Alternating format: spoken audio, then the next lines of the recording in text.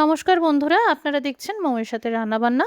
পয়লা বৈশাখে বাঙালির নববর্ষ হোক বা বাঙালির ১২ মাসে ১৩ পার্বণ হোক, যে কোনো পুজোর ভোগে বা ঘরোয়া অনুষ্ঠানে বানিয়ে নিন খুবই সহজে এই নিরামিষ রান্না, পুর ভরা ছানার ডালনা।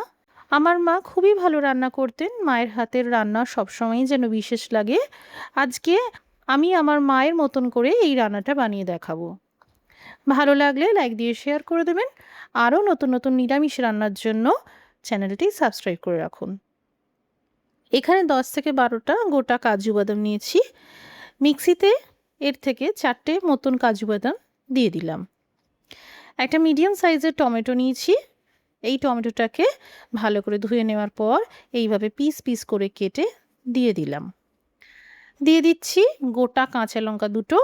আমার মা এই রান্নায় নারকেল বাটা দিতেন 1/2 কাপ মতন, তবে অনেকেরই নারকেল হজমের সমস্যা থাকে বলে আমি গুঁড়ো দুধের ব্যবহার করেছি। সামান্য জল দিয়ে একটা মসৃণ পেস্ট তৈরি করে নিচ্ছি। এখানে আমি সময় সাশ্রয় করার জন্য পনির নিয়েছি।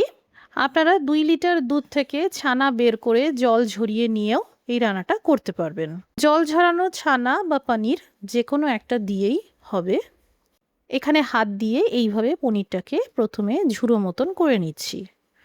আপনারা যদি দুধ থেকে ছানা বের করে নেন তাহলে পনিরের কোনো প্রয়োজন নেই। এই পুরো পনিরটা আমার লাগবে না, কিছুটা বেঁচে গেল, এটা আমি সরিয়ে রাখলাম। এবার এই পনির বা ছানা যেটা বলবেন একটা বড় সাইজের থালায় ট্রান্সফার করে দিলাম, কারণ হাত দিয়ে বেশ ভালো করে মাখতে হবে, না হলে বড়াগুলো তৈরি হবে না।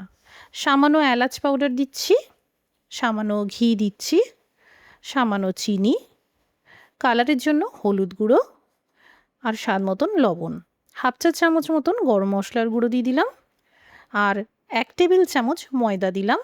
এখানে ময়দা বাইন্ডিংয়ের জন্য ব্যবহার করা হয়েছে, প্রয়োজন হলে আরেকটু দিতে পারেন, আর যদি হাতের কাছে ময়দা না থাকে তাহলে কর্নফ্লাওয়ারের ব্যবহারও করতে পারেন। ছানার সন্দেশ বানানোর জন্য যেভাবে মেখে নিতে হয় ঠিক সেইভাবে মেখে নিতে হবে। মোটামুটি 5 মিনিট মতন অবশ্যই মেখে নেবেন, ভালো করে মাখাটা না হলে বড়াগুলো তৈরি হবে না। নতুনরা কিভাবে বুঝবেন মাখাটা ঠিক আছে কি না, এইভাবে দেখে নেবেন। এই রকম নরম হবে আর হাতে এইভাবে গোল পাকানো যাবে, তাহলে বুঝবেন মাখাটা একদম ঠিক আছে। পুর তৈরির জন্য নিয়েছি আমসত্ত্ব, পুরোটা লাগবে না, এইভাবে অল্প করে নিয়ে নিচ্ছি। এখানে একটা গোটা আমসত্ত্বের 4 ভাগের 1 ভাগ নিয়ে নিলাম। এবার এই আমসত্ত্বের লেয়ারগুলোকে এইভাবে আলাদা করে দিচ্ছি আর একদম চৌকো চৌকো আকারে কেটে নিচ্ছি, ছানার বড়াগুলোতে পুর ভরতে যাতে সুবিধা হয়। আপনারা মিহি করে কুচিয়ে নিতে পারেন। এবার এই আমসত্ত্বের কুচিতে দিয়ে দিচ্ছি কাজু বাদামের কুচি। এখানে 10টা কাজু বাদামকে আমি কুচিয়ে নিয়েছিলাম। 1 চামচ মতন পাতিলেবুর রস দিয়ে দিলাম, এতে টক মিষ্টি স্বাদ আসবে আর খেতেও ভালো লাগবে। আমি মাঝে লবণ দিতে ভুলে গিয়েছিলাম, তাই সামান্য করে দিয়ে দিলাম, আবারও ভালো করে মেখে নিলাম। এখানে বড়াগুলোকে যতটা ছোট বা বড় আকারে বানাতে চাইছেন সেইভাবে ভাগ করে নিতে হবে। আমি এইবার প্রত্যেকটা বড়াগুলোকে সমান আকার দেওয়ার জন্য এইভাবে সমান ভাগে ভাগ করে নিলাম। এবার প্রথমে গোল বলের আকারে গড়ে নিচ্ছি। মোটামুটি পুর ভরা যাবে তার জন্য এইভাবে চ্যাপ্টা করে এবার আমসত্ত্বের কুচি আর সাথে কুচানো কাজু বাদাম দিয়ে ভরে দিচ্ছি। 2 হাতের তালুর সাহায্যে এইভাবে আলতো করে চেপে চেপে একটা মসৃণ গোল বলের মতন বানিয়ে নিচ্ছি।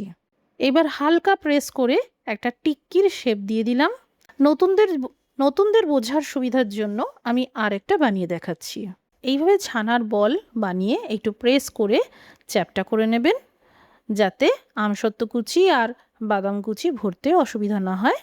তারপর এইভাবে 2 হাত দিয়ে চেপে চেপে একটা বড়ার আকারে গড়ে নিন আর এইরকম টিক্কির মতন চ্যাপ্টা করে নিন। এখানে টোটাল 9টা বড়া তৈরি হলো। ফ্রাইং প্যানে পরিমাণ মতন তেল গরম করে নিচ্ছি। এবার হাই টু মিডিয়াম ফ্লেম করে ছানার বড়াগুলোকে ভেজে নিচ্ছি।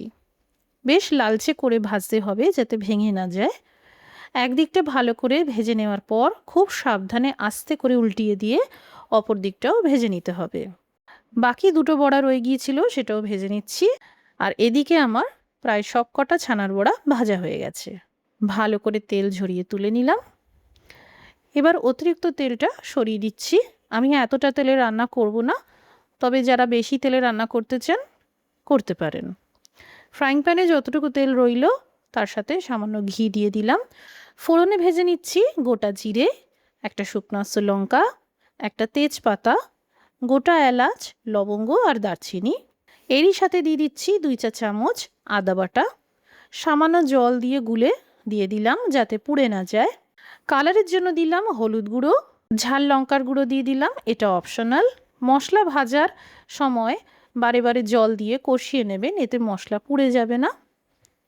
2 চা চামচ মতন জিরের গুঁড়ো দিলাম। আরও 2 মিনিট কষিয়ে নিচ্ছি।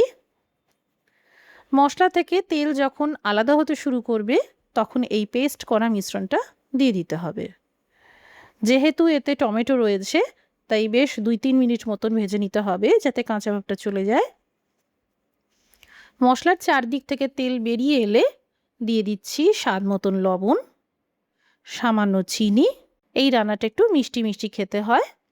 এবার টোটাল 1.5 কাপ গরম জল দিয়ে দিলাম। জল দেওয়ার পর মশলার সাথে ভালো করে মিশিয়ে নিতে হবে। গোটা 2টো কাঁচা লঙ্কা দিয়ে দিলাম। এবার একদম কম আঁচ করে ঢেকে 3-4 মিনিট রান্না করে নিতে হবে। গ্যাসের আঁচটা মিডিয়ামে থাকবে। এবার দিয়ে দিলাম 1/2 চা চামচ গরম মশলার গুঁড়ো আর সামান্য পরিমাণে ঘি। এবার আঁচটা বন্ধ করে দিয়ে ঢেকে রাখলাম। যখন পরিবেশন করবেন এইভাবে গ্রেভিটা দিয়ে তারপর বড়াগুলোকে পরপর রেখে আর একটু গ্রেভি বড়ার উপর ঢেলে দেবেন। ঝোলের মধ্যে বড়াগুলোকে ফোটাতে যাবেন না, নাহলে ভেঙে যেতে পারে। তৈরি হয়ে গেল পুর ভরা ছানার বড়ার ডালনা, সম্পূর্ণ নিরামিষ পদ্ধতিতে। যারা নিরামিষ রান্না খেতে পছন্দ করেন অবশ্যই এই রান্নাটা বাড়িতে ট্রাই করে দেখবেন। বাড়িতে বানালে কমেন্ট করে জানাতে পারেন কেমন তৈরি হলো। রেসিপিটি দেখার জন্য অসংখ্য ধন্যবাদ। সবাই ভালো থাকুন, সুস্থ থাকুন।